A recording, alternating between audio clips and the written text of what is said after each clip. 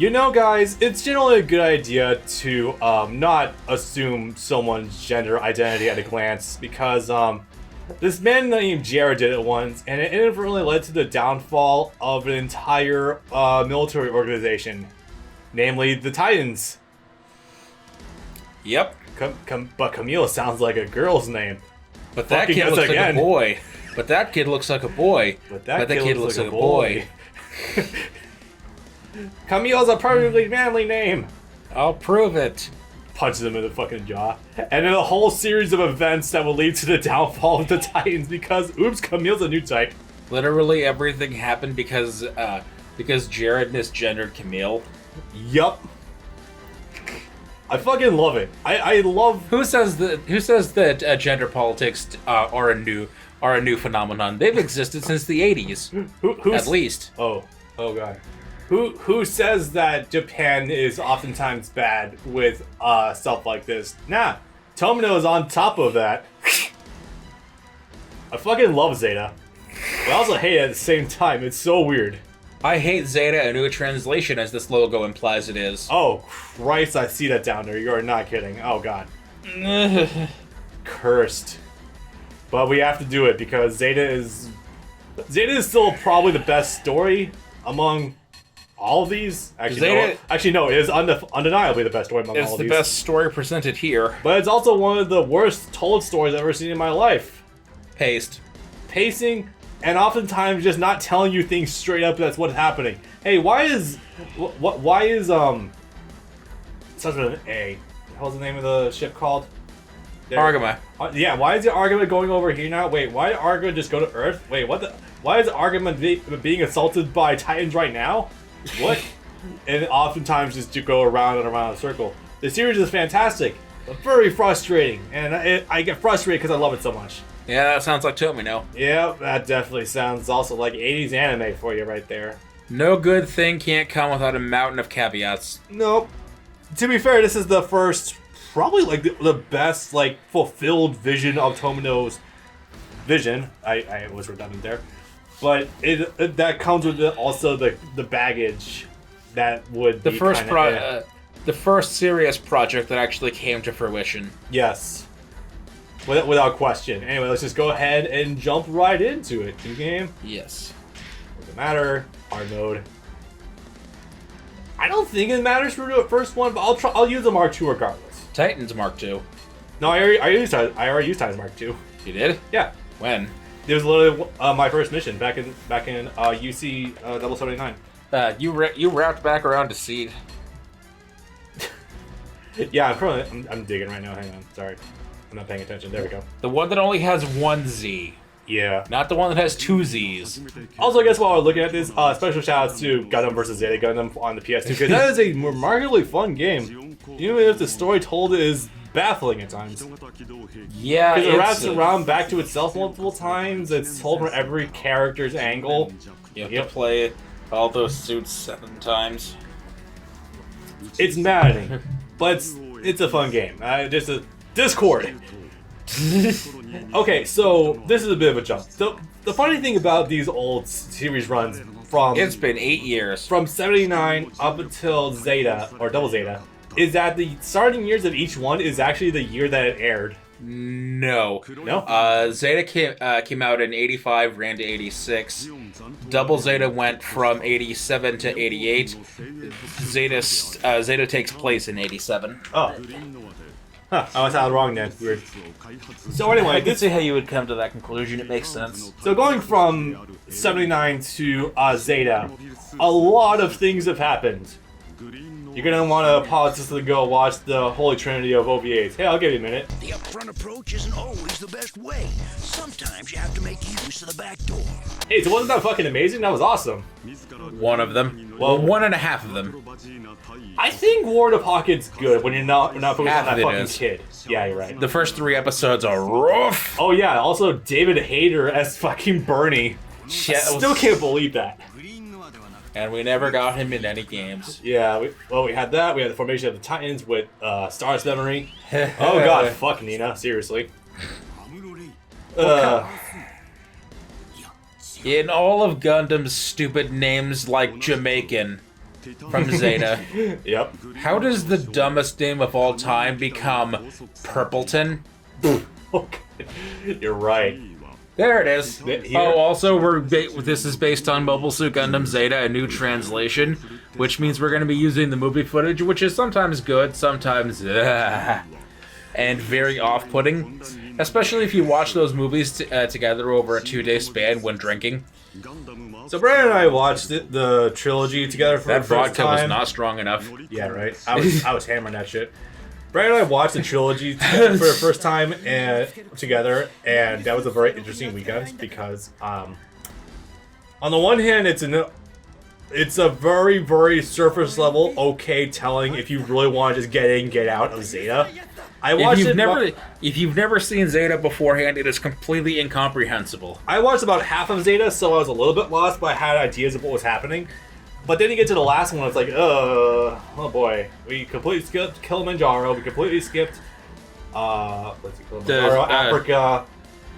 I forgot what the Africa place is called offhand. Broadcast. Dakar, yeah. We skipped parts of Hong Kong, I'm pretty sure. Yes. Yeah. Because that was like 10 minutes. We skipped the moon base. Luna base. Yeah, we skipped Luna base.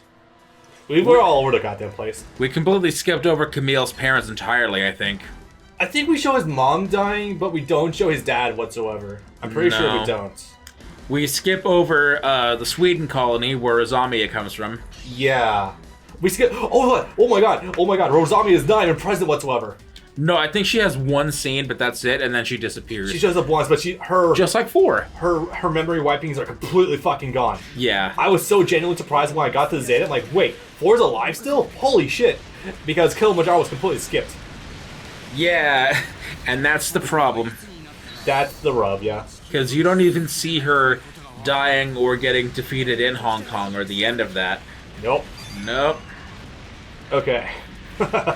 So, needless to say, you can watch... It's meant to be a replacement. You can never watch it as a replacement. You need to watch the whole of Zeta. Yeah.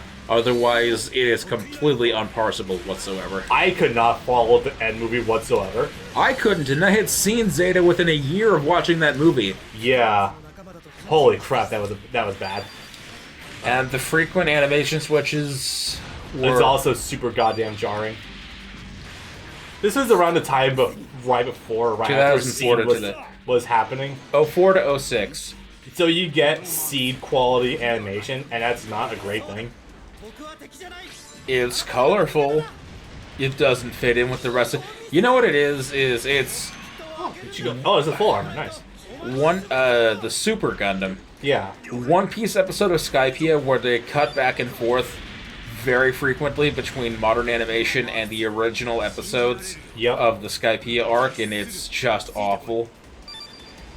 Yeah, this is that in long form. Essentially. Oh my god, it's also so weird to actually go back through this after having completed Zeta. Holy crap. Sorry, I'm just getting that moment of clarity, like, oh my god, I know what all this is. Also, Hyzax, not Zaku's. Yes. Distinctly different.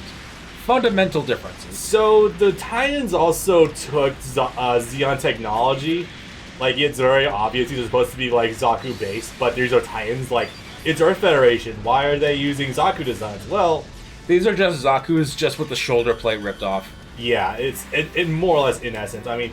Oh, no, I know it's still there. Never mind. They have, like, the breathalyzer thing on them with the monocle. The gas mask. I think the body is different, sorta. Also, interesting how their shoulders are asymmetrical. It's kind of cool. So are the Zaku's. Yeah.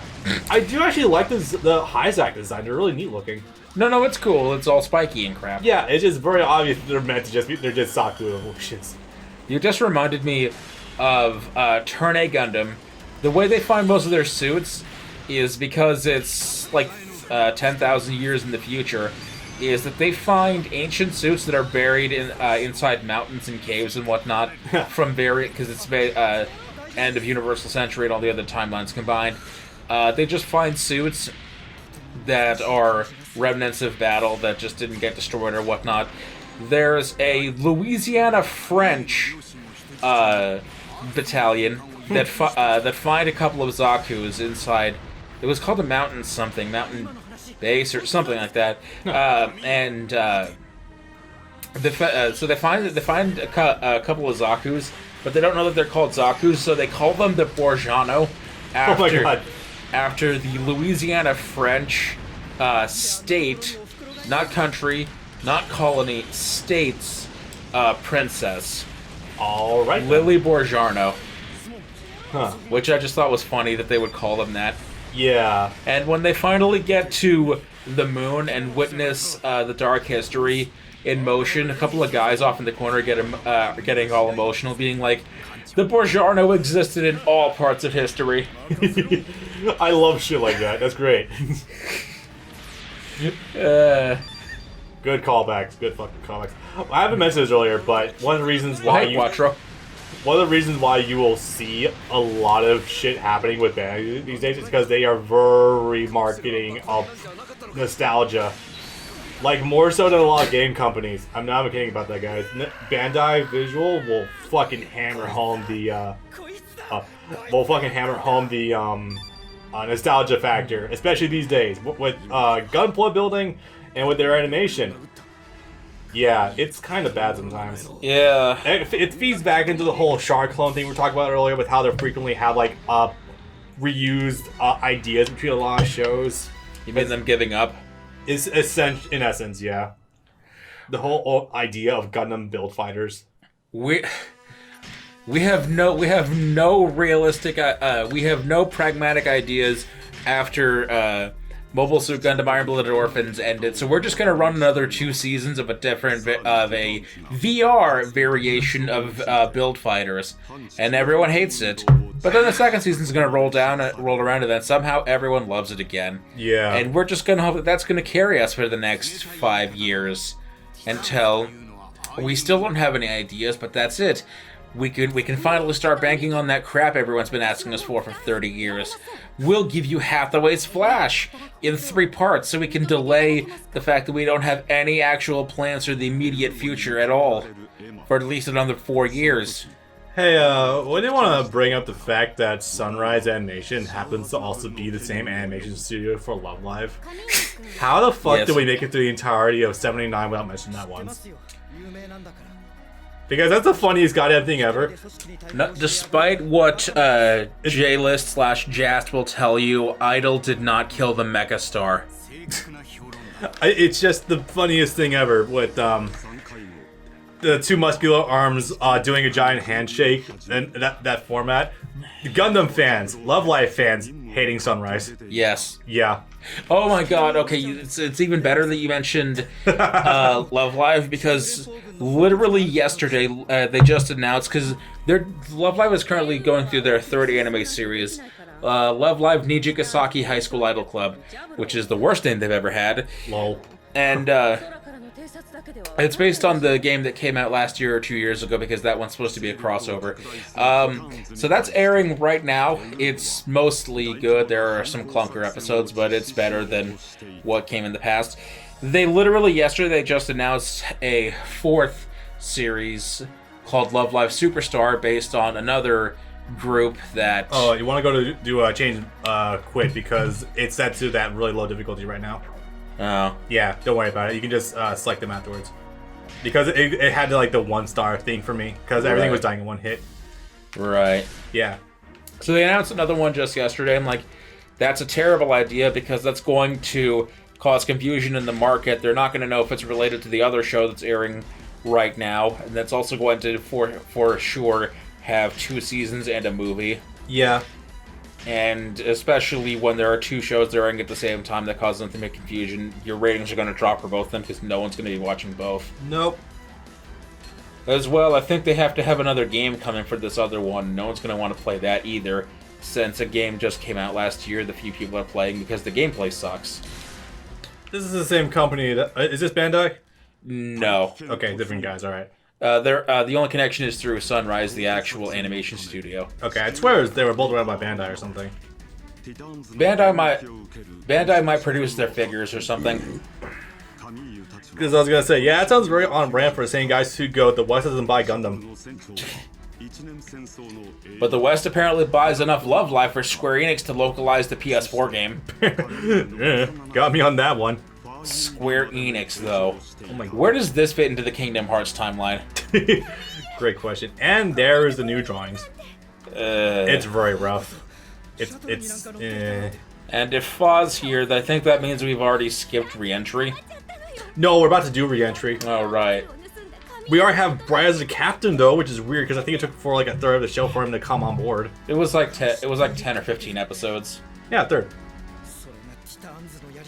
Bright comes on, just decides to leave the Federation because Bosk punched him. Because yeah, we do show him episode 1 with him being abused by Bosk, and I mean, who the fuck would want to work for that thumbnail? Seriously. Also, Char's on the other side, but then again, we don't know that yet. Good stuff. He finally hunted down the White Base. Yep. Oh man, okay. So, Zeta, essential setup. Yeah, the Titans have taken over most of the... He called him Captain... Okay, they got that right.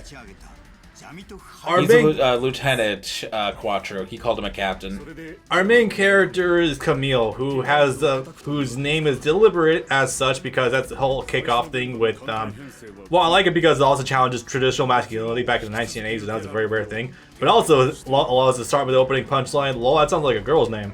I'm not sure if that was the whole premise for it. I'm going to give Tomino the benefit of the doubt and say that it wasn't the idea, but kind of seems as such. The thing with Kamille is that at all times, even when there is no major adversity in his life, he still has something to prove, which is why even before he went and punched a Titan, he was already studying karate in addition to being an engineering student at college or whatever. Mm-hmm.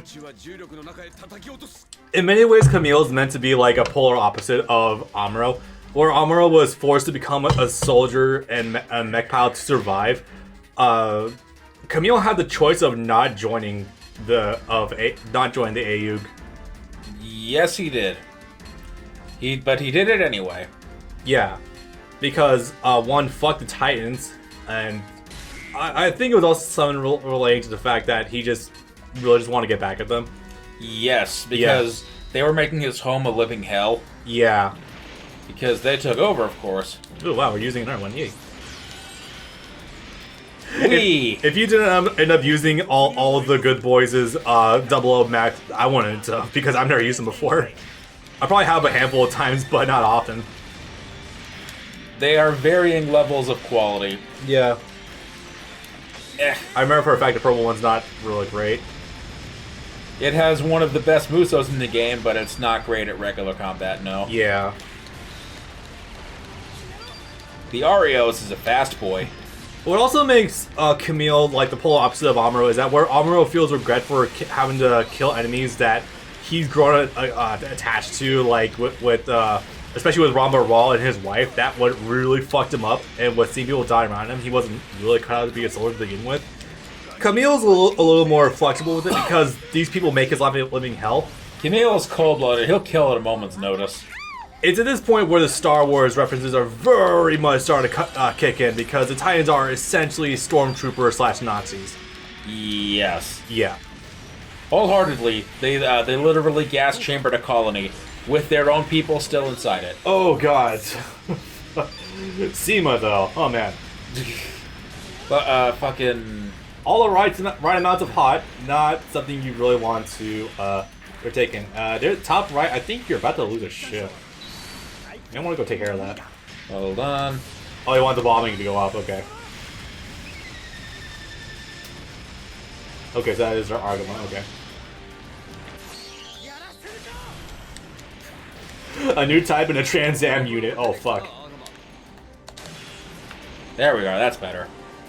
But anyway, Zeta is also pretty interesting because it also, like, since it's a direct sequel to 79, a lot of the tropes that modern Bandai / Sonos will be going for isn't quite in full effect. Like, we don't have a direct Shark one, obviously. We don't have an effective Black Tri-Stars, even though Yazan kind of fits that mold a little bit, sorta. I think he does it better. Yeah, well, Yazan's an actual character, so that helps too. We have a Char. Yeah. In both the literal and comedic sense. Yeah. Like that letter that fucking Hayato wrote, where he says that he thinks that Quattro is a Char in those exact terms. Yeah, no I screen capped that. Was fucking hilarious. Because no one knew what English was in the 1980s. Because they didn't have any true English-speaking friends that would be able to translate it perfectly well for them. This is one of my favorite things about whenever media tries to do something international that I learned from The Simpsons on their commentaries is that if they have someone speaking another language, they'll try to replicate. In most cases, other shows or movies will try to replicate the accents, but they'll have them talking complete gibberish. There was an episode where they had Homer trying to climb the rough equivalent of Mount Everest, and they needed Sherpas to guide him up there. Those are basically the guys to the mountain. Yeah. And they wanted to have to get the language right, and so they called the studio that made a movie about Mount Everest, and they told them that we literally just had people speaking gibberish in the accent that those people speak in. Holy shit! So our script won't help you at all. It means nothing. Oh goody. So so at least in the 80s and 90s, all of the consultants for something like that were full of shit. Yeah, I imagine that true translators between Japanese and English would have been far more scarce back then because... Especially in Japan. Especially in Japan itself, because one, the English to Japanese market for like Western things in Japan and Japanese things in the West weren't really a thing. Probably because it's the 80s and everyone in America was like, my Americanism! And Japan was still in the height of its isolationism. Go figure. This was right before the bubble economy burst. In Japan? Yes. Oh yeah, that's right. The bubble economy burst in 88 or 89. Oh fuck, that's right. Because that was the plot of Akira. Was that the direct plot of Akira? Yeah, metaphorically, yeah. Fuck, I really gotta rewatch the movie at some point. And also, Grave of the Fireflies was not just about World War II survivors. I've never actually watched the movie. I've heard terrible. I've heard it's a fucking tragic movie. Yes, it is. Oh boy. But there's a lot of retroactive anime and Japanese media about the bubble economy that lasted, I think, for like 6 to 8 years. Yeah. Yeah, it's very fascinating watching Japanese media and how a lot of it, like, obviously reflects shit that's happened in Japan in real life. Because that's just what art does. It reflects real life, but then also real life reflects art, and it's like, what the fuck? In a similar vein to America after 2009, they also never fully recovered. They've had a functioning economy ever since the mid 90s, but they've never recovered to the heights they had in the early 80s. Sounds about right. Yeah, that's what happens when you're trying to just pump up numbers. Or it could be like America, where 10 years after the crisis, they're not only worse, but getting even weaker. Yep. Yeah, we've very much been in a bubble economy for the last 4 years. It gets worse because all the several times that the economy tanked during the quarantine were significantly lower than what happened during the 2008 crisis, and no one on TV is going to tell you that. February, we kind of saw this quietly entered another recession. Oops. Fun stuff. Gakuen Horn has something that looks very similar to this Sinanji. Holy shit. Oh, it's probably just a red Hyzak. Yeah, something Maybe? like that, yeah. Yeah, the Titans have a bunch of red mechs. It's kind of weird. It's also because they're all glowing because we're doing re-entry and he's about to die. Well, also genuinely, like, there is a bunch of like red mechs among the Titans. It's super odd. I'm not sure what's up with that. Which is funny because their uniform is blue. I thought their uniform was black. It's blue. It's very dark blue, bordering on black, but it is blue. Like black with a shade of blue, pretty much. More or less.